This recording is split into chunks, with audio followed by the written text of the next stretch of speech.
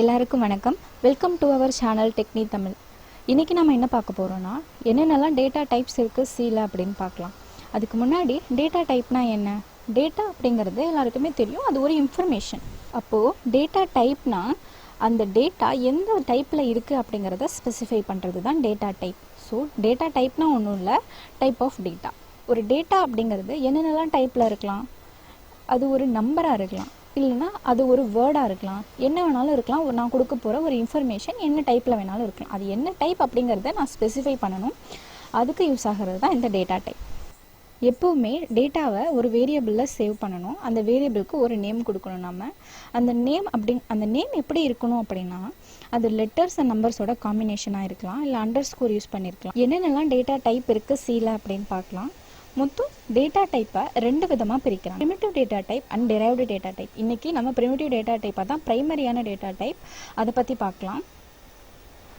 சரி, என்னென்னலாம் data type இருக்கும் அப்படின்னு நினைக்கிறீங்க? ஃபஸ்ட்டு வந்துட்டு ஒரு நம்பர், நான் கொடுக்க போகிற டேட்டா வந்துட்டு ஒரு நம்பராக இருக்கலாம். ஸோ நம்பர் அப்படின்னா அதை நான் இன்ட்டில் என்னோடய ஸ்டோரேஜ் வந்துட்டு இன்ட்டாக இருக்கணும். ஒரு வேரியபிள் நேம் நான் என்ன வேணாலும் கொடுத்துக்கலாம். ஸோ ஏபிசிடின்னு கொடுத்துக்கலாம், இல்லையா நம்பர்னு கொடுத்துக்கலாம், ஏதோ ஒரு வேல்யூ. இது எனக்கு என்ன டேட்டா டைப் அப்படிங்கிறத நான் ஸ்பெசிஃபை பண்ணிவிட்டு அதுக்கப்புறமா அதுக்குன்னு ஒரு வேரியபிள் நேம் கொடுக்குறேன். நெக்ஸ்ட்டு அதுக்குன்னு ஒரு வேல்யூ அசைன் பண்ணிக்கலாம். நம்பர் என்ன நம்பராக இருக்கலாம், 10, ஏதோ ஒரு நம்பர். ஸோ இது வந்து ஒரு டேட்டா டைப். இதுதான் நம்ம வந்துட்டு வேரியபிள் டிக்ளரேஷன் அப்படின்னு சொல்லுவோம். Next data type float. Float அப்படின்னா ஒன்றும் இல்லை, அது பாயிண்ட் வச்சுருக்கோம் இல்லையா, அந்த நம்பர்ஸ்லாம் ஸ்டோர் பண்ணுறதுக்காக ஃப்ளோட் அப்படிங்கிற ஒரு ஸ்டோரேஜ் ஃபார்மட் யூஸ் ஆகுது.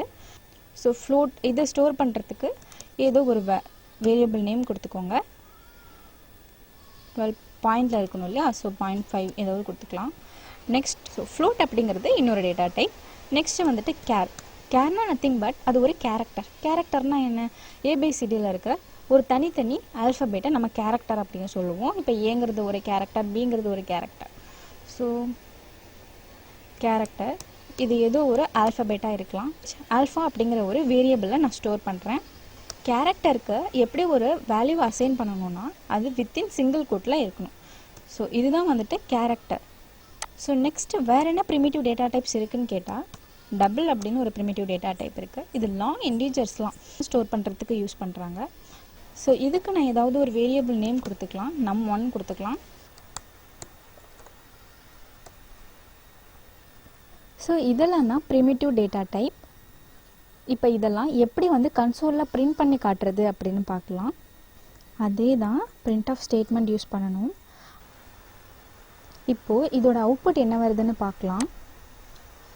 இது 10 கொடுக்காது, நம்பர் அப்படிங்கிறத பிரிண்ட் பண்ணும். ஏன்னா நம்ம கொடுத்துருக்கிறது நம்பருங்கிறத பிரிண்ட் பண்ண சொல்லியிருக்கோமே தவிர இந்த நம்பர் அப்படிங்கிறத நான் ஸ்பெசிஃபை பண்ணலை. ஸோ அதை எப்படி பண்ணுறதுன்னு பார்க்கலாம். இப்போ நம்பருங்கிறது ஒரு இன்டிஜர்னு நான் சொல்லியிருக்கேன். ஸோ இன்டிஜரை %t அப்படின்னு சொல்லிட்டு நான் பிரிண்ட் பண்ணணும். இந்த சின்டாக்ஸ் பார்த்துக்கோங்க. ஸோ %d இந்த இடத்துல நம்பரை பிரிண்ட் பண்ணுங்கள். ஸோ இன்டிஜரை பிரிண்ட் பண்ணுறதுக்கு t அப்படின்னு யூஸ் பண்ணுவாங்க. இதுக்கு என்ன அவுட்புட் வருதுன்னு பார்க்கலாம். 10 அப்படின்னு சொல்லிட்டு நமக்கு அவுட்புட் வந்திருக்கு. இதே நெக்ஸ்ட்டு ஃப்ளோட்டிங் பாயிண்ட் நம்பரை எப்படி பிரிண்ட் பண்ணுறதுன்னு பார்க்கலாம். printf ஃபங்க்ஷன் யூஸ் பண்ணி இங்கே %d அப்படிங்கிறது இன்டிஜர்னு அர்த்தம். ஸோ அப்போ ஃப்ளோட்டிங் பாயிண்ட்டுக்கு என்னது, %f. எந்த ஃப்ளோட்டிங் பாயிண்ட்டை நம்ம பிரிண்ட் பண்ண சொல்கிறோமோ அதோட நேம் இங்கே கொடுக்கணும். வேரியபிள் நேம் கொடுத்துட்டு பிரிண்ட் பண்ணி பார்க்கலாம். 12.555 தான் நான் கொடுத்துருந்தேன். எக்ஸ்ட்ரா ஒரு 3 zeros வந்துருக்கு. பாயிண்ட்டுக்கு அப்புறமா அது 6 places வந்துட்டு பிரிண்ட் பண்ணும். 6 தான் கொடுக்க முடியும் ஒரு ஃப்ளோட்டிங் பாயிண்ட்டுக்கு. எக்ஸ்ட்ரா நான் இன்னொரு 5 கொடுக்குறேன், என்ன ஆகுதுன்னு பார்க்கலாம். உங்களுக்கு 6 மட்டும்தான் பிரிண்ட் ஆகும். அதுக்கப்புறமா உள்ளது எல்லாத்தையுமே ஒமிட் பண்ணிடும். கரெக்டாக வந்துட்டு 6 places மட்டும்தான் ஃப்ளோட்டால் பிரிண்ட் பண்ண முடியும். ஸோ நெக்ஸ்ட்டு கேரக்டர் கொடுத்துருக்கோம் இல்லையா, கேரக்டருங்கிற ஒரு டேட்டா டைப்பை எப்படி பிரிண்ட் பண்ணுறதுன்னு பார்க்கலாம்.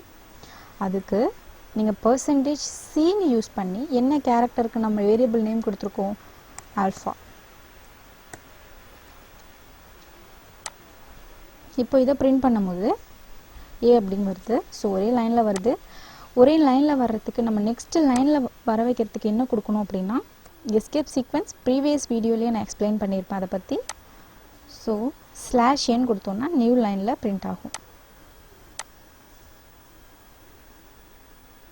ஓகே, நெக்ஸ்ட்டு டபுள்ங்கிற டேட்டா டைப்பை எப்படி பிரிண்ட் பண்ணுறதுன்னு பார்க்கலாம். அதுக்கும் பிரிண்ட் ஆஃப் ஸ்டேட்மெண்ட் யூஸ் பண்ணி நம்ம எஃப்பும் கொடுத்துக்கலாம். என்ன நேம் வச்சுருக்கோம், num1 அப்படின்னு நேம் வச்சுருக்கோம். ரன் பண்ணும்போது ஸோ நம்ம கொடுத்தது டபுள்ங்கிறதுனால எல்எஃப்னு கொடுப்போம். இதை பிரிண்ட் பண்ணி பார்க்கலாம். ஓகே, அதோட அவுட்புட் கரெக்டாக வந்திருக்கு. ஸோ இவ்வளோ தான் வந்துட்டு ப்ரிமிட்டிவ் டேட்டா டைப்ஸ். இந்த வீடியோ உங்களுக்கு யூஸ்ஃபுல்லாக இருந்துச்சுன்னா லைக் பண்ணுங்கள், ஃப்ரெண்ட்ஸ் கூட ஷேர் பண்ணுங்கள், மறக்காமல் இந்த சேனலை சப்ஸ்கிரைப் பண்ணுங்கள். தேங்க்யூ ஃபார் வாட்சிங்.